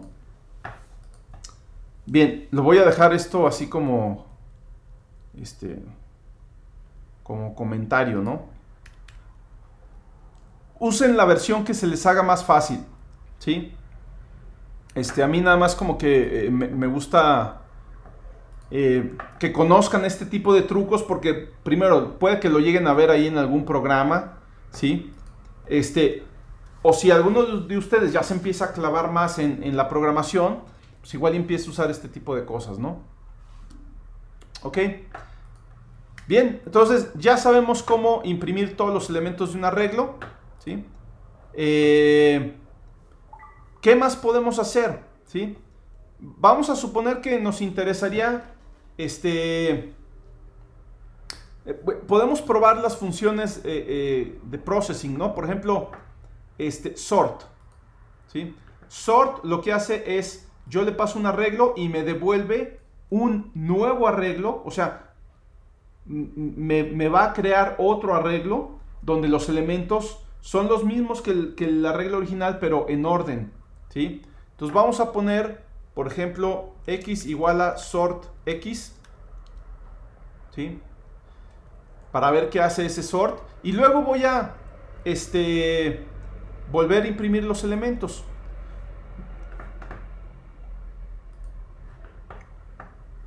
Entonces, aquí están los elementos originales, ¿sí? Y aquí están los elementos en orden, ¿sí? Y el arreglo original X fue reemplazado por la versión ordenada del arreglo, ¿sí? Ah, ¿sabes qué? Yo los quería ordenar en sentido descendente. Ah, bueno, pues además de sort, le pongo reverse. Es más, lo puedo poner así. Toma el arreglo ordenado, invierte el orden y el arreglo que resulta, asígnaselo a la variable x. Y ahí está, ¿sí? Ahora el arreglo aparece en orden inverso, ¿sí? ¿Qué pasa con las otras funciones? Por ejemplo, ya vimos sort, ya vimos reverse. Vamos a ver, por ejemplo, append, ¿sí? Append me permite agregar un elemento al arreglo. Entonces vamos a poner x.append, ¿sí? Perdón, me estoy pythoneando. X igual a append x, vamos a ponerle 999, ¿sí? Ninguno de los elementos originales va a valer esto porque todos están entre 0 y 100. Entonces 999 debe aparecer hasta el final del arreglo, ¿sí? Entonces estos elementos son los elementos del arreglo original en orden decreciente y al final, después de ordenarlo e invertirlo, agrego el 999. Por supuesto, se sale del orden, pero es que así le puse que lo hiciera, ¿sí? Entonces, eso hace append. Luego está, por ejemplo, la contraparte de append, que es shorten, ¿sí? Que básicamente elimina un elemento del arreglo, que normalmente es, no creo que no hay normalmente, es el último, explícitamente siempre es el último. Entonces vamos a ponerle ahora x igual a shorten x, y ya no va a aparecer. Agrega el 999, pero luego lo elimina, ¿sí? Y entonces ya no aparece. Así están estas funciones, ¿no? Estas funciones, si se acuerdan que existen por ahí, les pueden ayudar mucho, ¿no? Ok. Vamos a ver otros procesos. Por ejemplo, algo que es muy común es hacer sumatorias, ¿sí? Tú tienes un arreglo con varios números y por alguna razón te gustaría sumar todos esos números, ¿sí? Vamos a hacer una sumatoria clásica. Sumatoria de los elementos de un arreglo, ¿sí? Como toda buena sumatoria necesitamos una variable. Vamos a llamarle suma. Y necesitamos inicializarla a 0, ¿sí? Entonces aquí la idea es, básicamente ya habíamos visto sumatorias cuando vimos series, ¿sí? Es lo mismo. Es lo mismo que hacer una serie, ¿no? Vamos a hacer un ciclo, nada más que ahora en vez de tener un cierto número de términos de la serie, pues tenemos un cierto número de elementos del arreglo que vamos a sumar.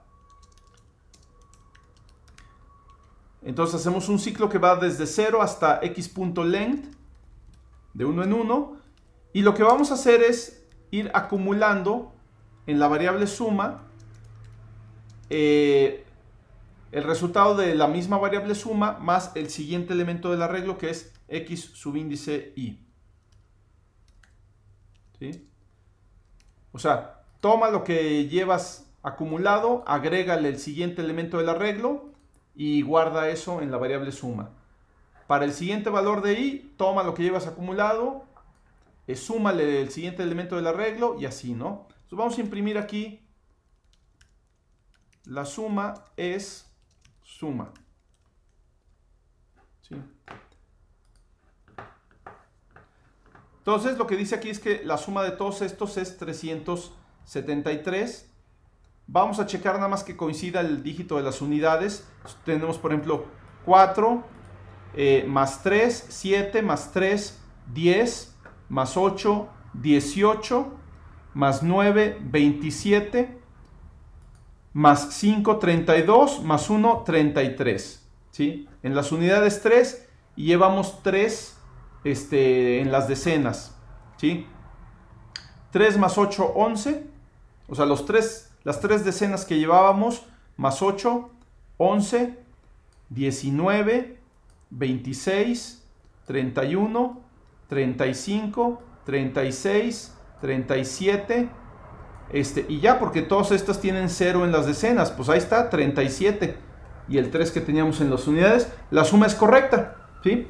Entonces, este es todo esto es un recorrido del arreglo, también estamos recorriendo el arreglo, pero con un objetivo ya bien diferente, ya no es para asignarle valores a los elementos, ni para imprimir los elementos, ahora es para sumar los elementos y acumularlos en otra variable, ¿sí? Es lo mismo que las sumatorias de las series que teníamos, ¿no?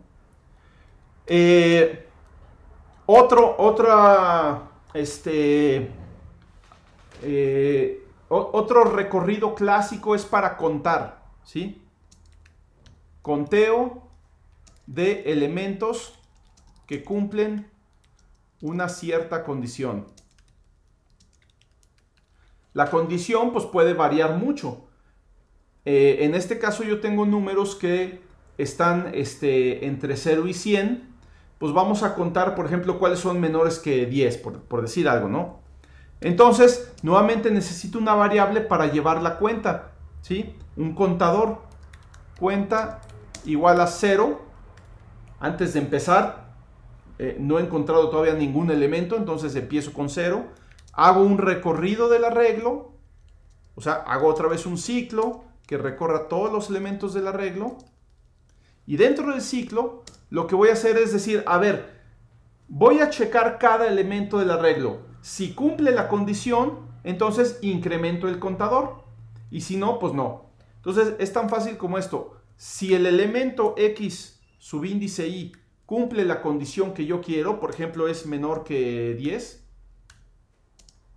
entonces voy a incrementar el contador. Cuenta, puedo poner cuenta igual a cuenta más 1 o cuenta más, ¿sí?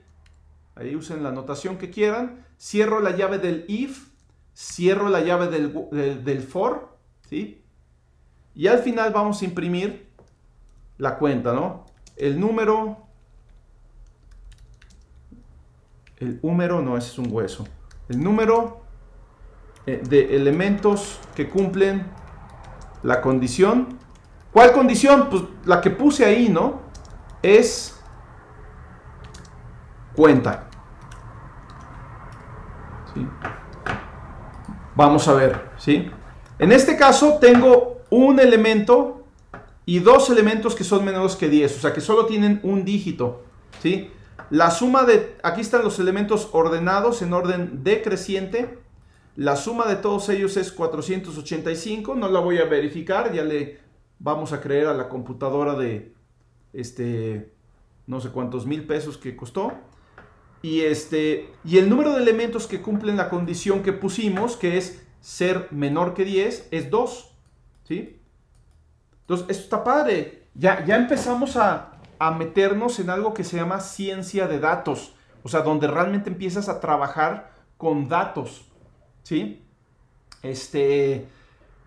el primer curso de programación, este que están llevando ustedes, programación básica, se enfoca mucho en lo que es el código, o sea, en entender las instrucciones que tiene un lenguaje de programación y las estructuras de código que tiene un lenguaje de programación. Ciclos, condicionales, manejo de variables, funciones, todo eso es muy importante. Pero una vez que ya sabes manejar el código, lo importante en un programa es el manejo de datos. O sea, el programa se hace para manejar datos, ¿sí? No para escribir código. El código es la herramienta, pero el objetivo es el manejo de los datos.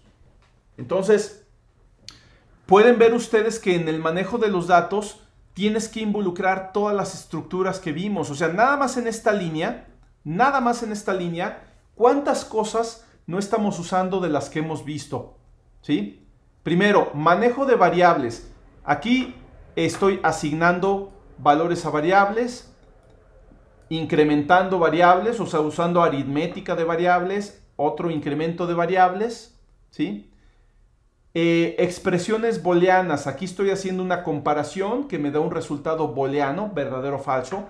Aquí estoy haciendo otra comparación que me da un resultado booleano, ¿sí? Condicionales. Aquí estoy usando un if, ¿sí? Para verificar si algo se cumple o no. De cierta forma, acá también estoy usando una expresión condicional, ¿sí? A la hora de imprimir y decidir si pongo o no pongo una coma. Es una condicional.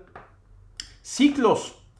Pues como voy a hacer esta operación que tengo aquí, la voy a hacer para varios datos que tengo almacenados en un arreglo, pues eso es una acción que se realiza de manera iterada, de manera repetitiva. Entonces necesito manejar ciclos, saber cómo controlar un ciclo por contador, etcétera, ¿sí? Entonces, nada más en esta sola instrucción está metida prácticamente la mitad del programa del curso, ¿sí? La mitad del programa, que es manejo de variables, aritmética, expresiones booleanas, condicionales y ciclos, ¿sí? No hemos metido aquí funciones todavía, y arreglos, pues ya está metido también aquí, ¿sí? Entonces, esta sola instrucción, casi que si la metiéramos en una función, tendríamos prácticamente ya todo el curso metido en una o dos líneas de código, ¿sí? Y déjenme hacerlo porque creo que es importante. Vamos a suponer que queremos meter esta operación de sumar los datos de un arreglo, perdón, esta no es. Esta es la de sumar los datos de un arreglo. Es una operación bastante común, ¿sí? A cada rato se usa, ¿sí? Podríamos meter esto en una función. Vamos a intentarlo. Vamos a hacer una función que me devuelva la suma de un arreglo. Fíjense que un arreglo ya de entrada es un tipo de datos nuevo. O sea, nosotros conocíamos el tipo de datos int, pero ahora tenemos el tipo de datos int corchetes, ¿sí? Que se puede llamar también arreglo de int. Entonces, esto define un nuevo tipo de datos que es arreglo de int, arreglo de variables de tipo int, o simplemente pues int corchetes, como le quieran llamar, ¿no? Entonces, esto es un tipo de datos. Podemos, como cualquier tipo de datos, pasarlo como argumento de una variable. Vamos a ponerle aquí int algo, ¿sí? Le voy a llamar también x porque, bueno, vamos a cambiarle de nombre para hacerlo más explícito. Int a es un arreglo de enteros, ¿sí? ¿Qué hace esta función suma? Pues vamos a declarar una variable, suma igual a 0. Vamos a hacer un ciclo, pero ahora el arreglo se llama a, ¿sí? Y hasta ahí. Y lo que va a hacer esta función es que devuelve un valor entero, que es la suma de todos. Return suma. Recuerden, si yo voy a hacer una función que sume los datos de un arreglo, esa función debe devolver el resultado, no imprimirlo. Porque yo no sé si esa suma la necesito para hacer después otra operación o cualquier cosa. Si lo quiero imprimir, pues ya lo pongo, ¿no? Entonces, la suma le voy a poner ahora así. Entonces déjenme ver si me está faltando. No me está faltando nada que dice. Falta una llave de cierre. No, no es así. Esta es la llave del for. Esta es la llave de acá. No sé de qué me está hablando. Vamos a ver si esto corre. Según yo, debería correr. No. Falta la llave de la función suma, ¿no? Según yo es esta, ¿no? Esta es la llave de la función suma.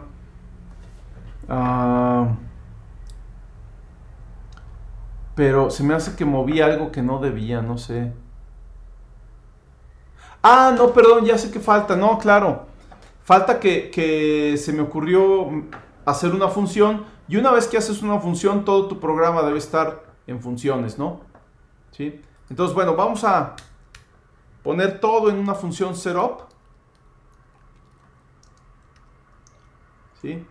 Hasta acá, hasta la función suma. Esta ya no. La función suma realmente va aparte.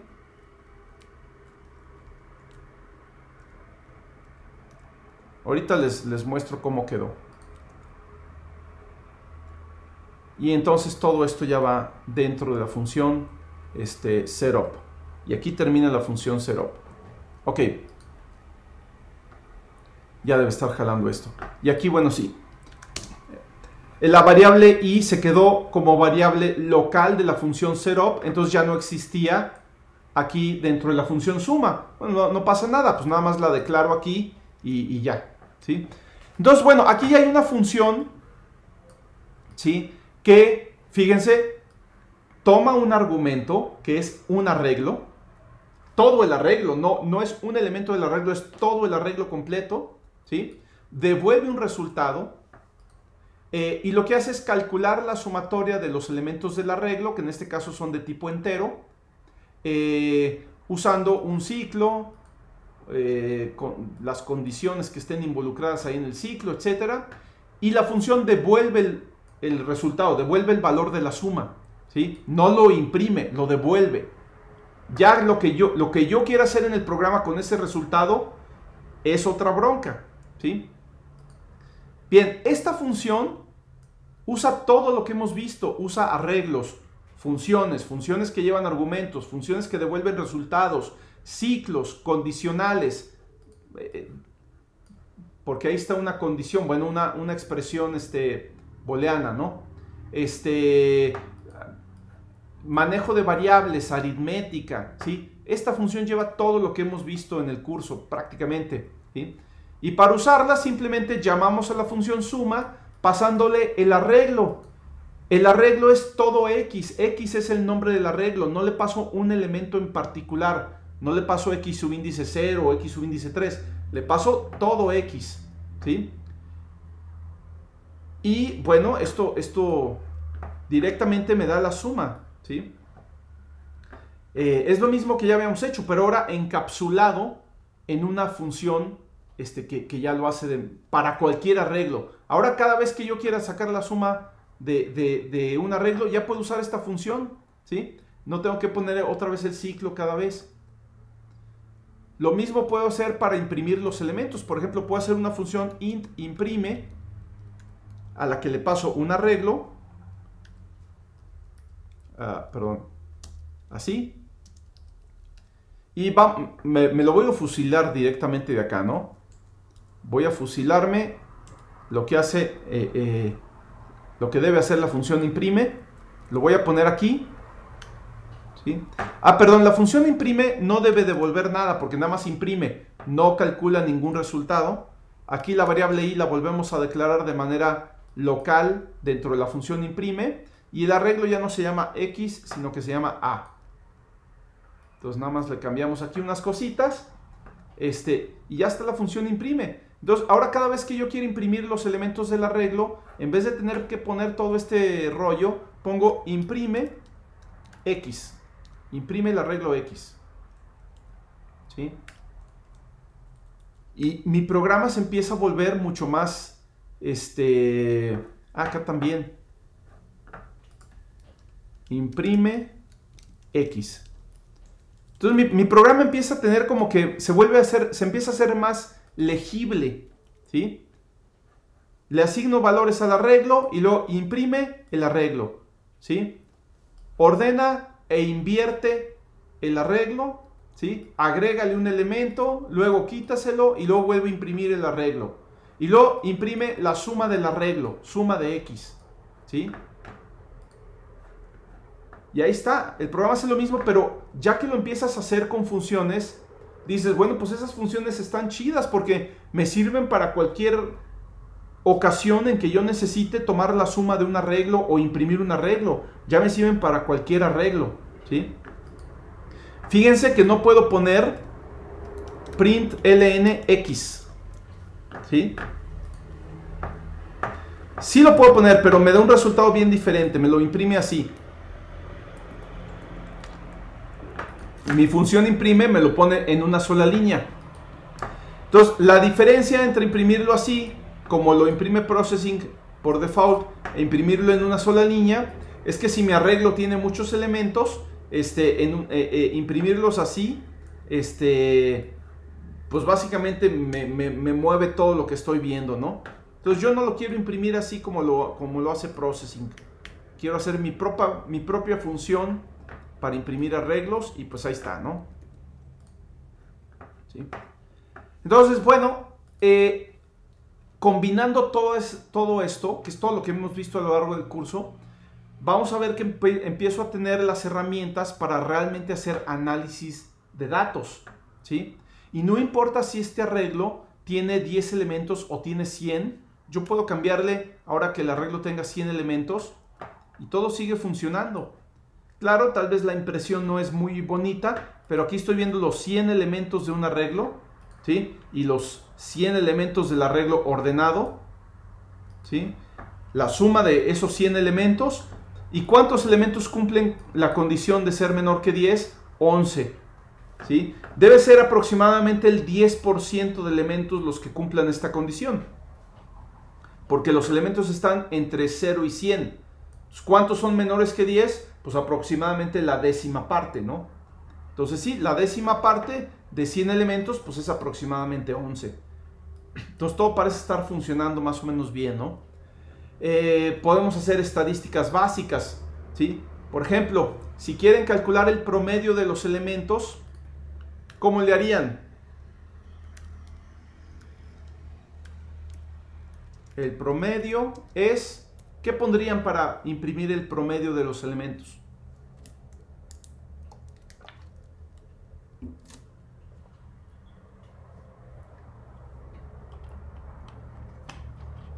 ¿Cómo calcularían el promedio? Lo que se les ocurre ahorita sí más fácil, más directo.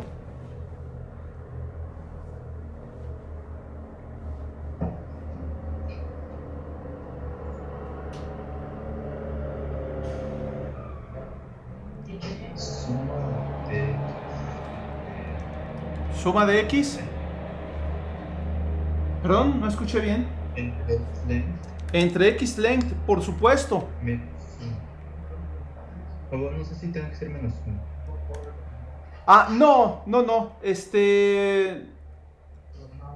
Básicamente el promedio es la suma entre el número de elementos, ¿sí? Cuando tomas el número de elementos menos 1 es cuando ya se quieren calcular, por ejemplo, la desviación estándar o la varianza o cosas así, ¿sí? Pero el promedio es la suma entre el número de elementos. Vamos a probarlo. ¿Sí? Aquí vamos a ver que hay un problemita, pero muy fácil de resolver. La suma me da 4814 y el promedio me da 48. ¿Sí? Son 100 elementos. ¿Es correcto el promedio?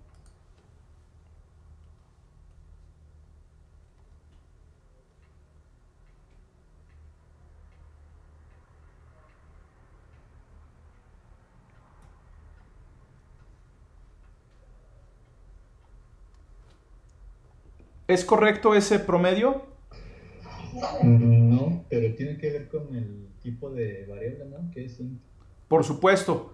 Tiene que ver con que esto me devuelve un resultado de tipo int Y este, por supuesto, también es de tipo int, es el número de elementos, no puedo tener 5.28 elementos. Entonces, ¿cómo lo resuelvo?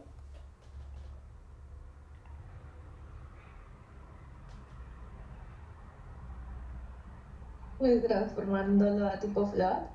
Claro, tengo que asegurarme que uno de estos dos argumentos, o perdón, de estos dos operandos sea de tipo float. Y, por ejemplo, ¿cómo lo podría hacer? Vamos a suponer que digo, bueno, vamos a transformar el resultado de la suma a tipo float.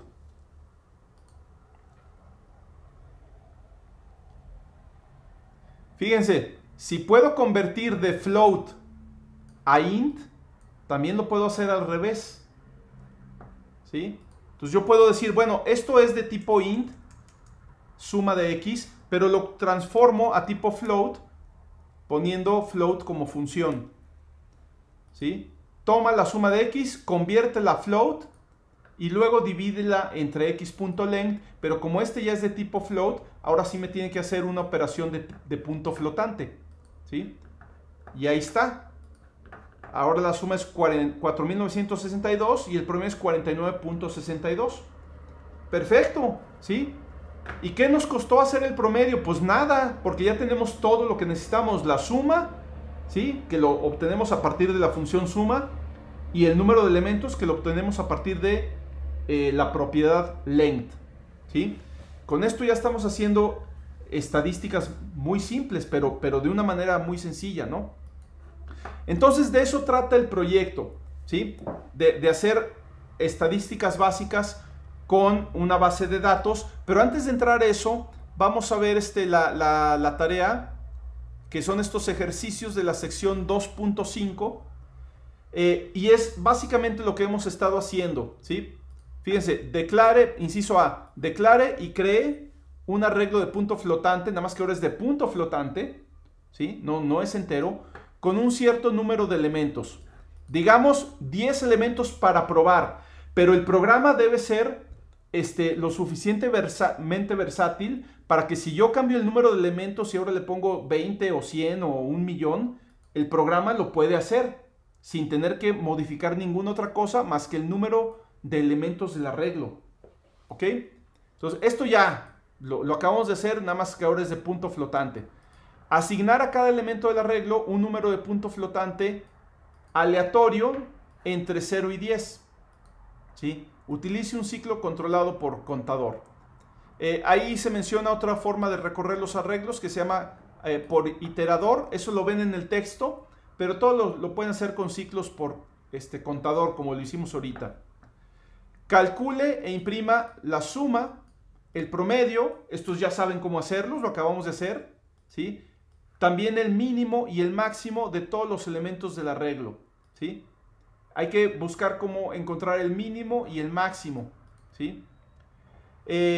Divida todos los elementos entre la suma de los mismos. O sea, vas a tomar cada elemento y lo vas a dividir entre la suma de todos los elementos del arreglo original, ¿sí? Esto es algo que se conoce como normalización L1, ¿sí? Imprima los elementos normalizados y vuelva a calcular su suma, verificando que la suma de los elementos normalizados es 1, ¿sí? Esta normalización hace que la suma se vuelva 1, ¿sí? Calcular nuevamente el máximo de los elementos ya normalizados, ya eso va a cambiar. Y luego dividir ahora todos los elementos entre el máximo que obtuvieron en el inciso anterior. Y este proceso se conoce como normalización L infinito, ¿sí? Vuelven a imprimir los elementos normalizados. Pueden usar la función imprime que acabamos de hacer, nada más que tengan en cuenta que ahora el arreglo es de tipo float y no de tipo int, pero hagan sus funciones que necesiten para simplificar el programa. Si van a tener que imprimir el arreglo 3 veces, pues mejor hagan una función que lo haga, ¿no? Bueno, imprima los elementos normalizados, vuelva a calcular el máximo y verifique que es igual a 1. Este es todo lo que hay que hacer. Es un solo programa en el que hay que hacer todos estos incisos en ese orden, ¿sí? Y eso sería la tarea que dejaríamos para la próxima semana, ¿sí? Y después de esto viene ya lo que es el proyecto. Ahora sí aplicar esto a una base de datos para hacer análisis estadístico, ¿no? La base de datos yo se las voy a proporcionar, pero son datos de la pandemia del COVID, ¿no?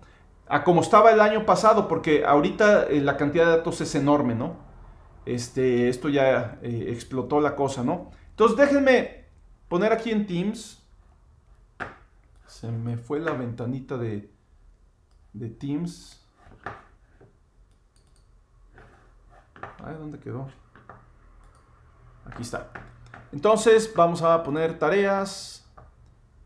Y ya es la última tarea, ¿sí? Crear. Tarea 8 es manejo de arreglos. Manejo básico de arreglos. Arreglos. ¿Sí? Y entonces, instrucciones. Realizar los ejercicios de la sección 2.5. Si era 2.5, ¿verdad? Sí, 2.5 del documento arreglos de arreglos. Ya está ese archivo ahí en la sección de archivos. No lo voy a adjuntar aquí en la tarea, pero ya lo pueden ver en la sección de archivos. En un solo programa de processing y subir el archivo .pde. Va a ser solo un archivo .pde, ¿sí? A Teams.